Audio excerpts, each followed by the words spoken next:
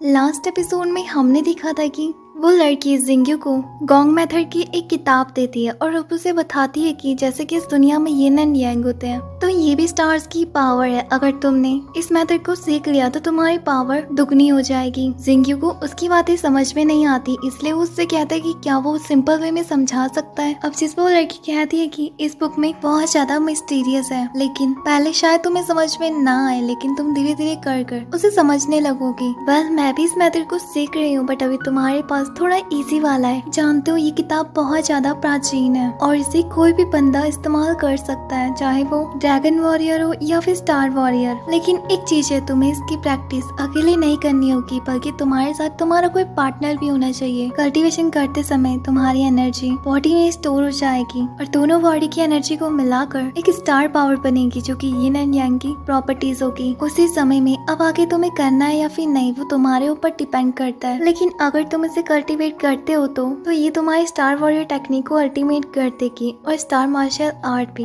उसकी बातों को सुनकर जिंग्यू सोचने लगता है कि इस लड़की ने भी यही बताया है कि जिंग्यू टेक्निक काफी ज्यादा एडवांस है। अगर उसे मैं इस मेथड की हेल्प से सीख सकूंगा तो ये बहुत अच्छी बात होगी। तो फिर मुझे भी अब जिस पर लड़की उससे कहती है कि रुक जाओ, मैं तुम्हें कुछ बताना चाहती हूँ। और इस मेथड को ऐसे तो आदमी कल्टीवेट कर सकते हैं जो कि एक दूसरे को पसंद करते हो, यानी कि तुम्हें ये मेथड एक लड़की के साथ करना होगा, लेकिन तुम दोनों के अंदर एक ही फीलिंग्स होनी चाहिए। अब जिंग्यू उससे कहता है कि क्या मुझे एक लड़की के साथ करना पड़ेगा। शैंगवान गर्ल उसे बताती है कि तुम दोनों की हाथ कल्टीवेशन करते समय अटैच हो, तुम दोनों का माइंड एक ही जगह पर कॉन्सेंट्रेट हो, और ये एक ऐसा आदमी होना चाहिए जो कि हेवन और अर्थ के रास्ते को समझ सके। जब वो उसे ये बात बता रही होती है कि तभी जिंग्यू को मिस यूई का ख्याल आने लगता है, लेकिन उसे डाउट हो रहा होता है कि क्या मिस यूई एग्री होगी इस बात पे, और मुझे तो ये भी नहीं पता कि उसके साथ क्या हुआ होगा। उसे छोड़ के तो मेरे पास अब यूनिंग ही बची है। और फिर वो उसके बारे में सोचने लगता है। तभी वो होश में आता है और कहता है कि नहीं, मैं भी क्या क्या सोचने लग जाता हूँ। अब यहाँ पर शैंगवान गर्ल जिंग्यू से कहती है कि मैंने तुम्हें सब कुछ दे चुका है, यानी कि ट्रेनिंग करने का मेथड भी। अब तुम्हारे ऊपर डिपेंड करता है तुम्हें क्या करना है। जिंग्यू से पूछता है कि वो मेरी मदद क्यों कर रही है। अब शैंगवान गर्ल से बताती है कि क्योंकि वो उस सील को खोल देगी और अभी मैं और तुम्हारे पूर्वज अभी थोड़े बिजी है। यहाँ पर जिंग्यू सोचता है कि ये लड़की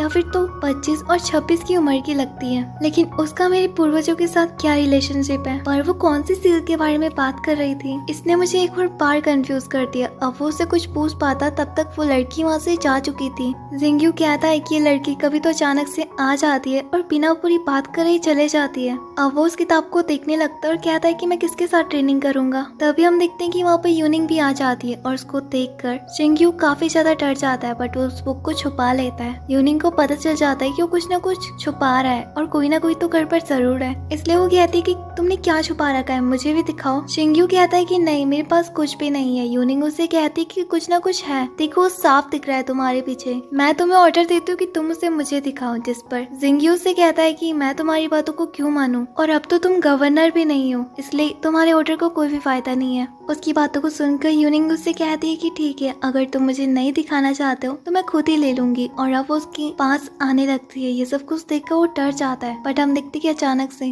वो उसके नजदीक आ जाती है और कहती है कि क्या तुम मुझे सच में वो नहीं दिखाओगे। और यहाँ पर शिंग्यू को भी ये लगता है कि शायद वो उसे किस करेगी, बट ऐसा नहीं होता है। वो उसके हाथ से बुक छीन के चले जाती है और अब उससे कहती है कि तुम एक और बार मेरे प्लान में फंस गए है ना, मान क्यों नहीं लेते हो कि मैं सच में बहुत ज्यादा खूबसूरत हूँ। अब जिस पर जिंग्यू कहता है कि हाँ बात तो ठीक है, बट तुम सच में अच्छी दिखती हो। अब यहाँ पर दूसरी तरफ यूनिंग उस बुक को पढ़ने लगती है और फिर जिंग्यू से कहती है कि तुम क्या पढ़ रहे थे और ये सब कुछ क्या है, तुम्हें ये बुक किसने दी। जिंग्यू से कहता है कि जो तुम सोच रही हो वो बात नहीं है, और मैं भी इस बुक के बारे में अभी कुछ नहीं जानता हूँ। यहाँ यूनिंग गुस्सा करते करते अचानक से चेंज हो जाती है और एक और बार उसके पास आने लगती है और नजदीकी कुछ ज्यादा ही थी, जिसको देखकर जिंग्यू कहता है कि मुझे तुम्हारी एक्सप्रेशंस काफी ज्यादा खराब लग रहे हैं। और इसी के साथ आज का एपिसोड यहीं पर ही एंड होता है।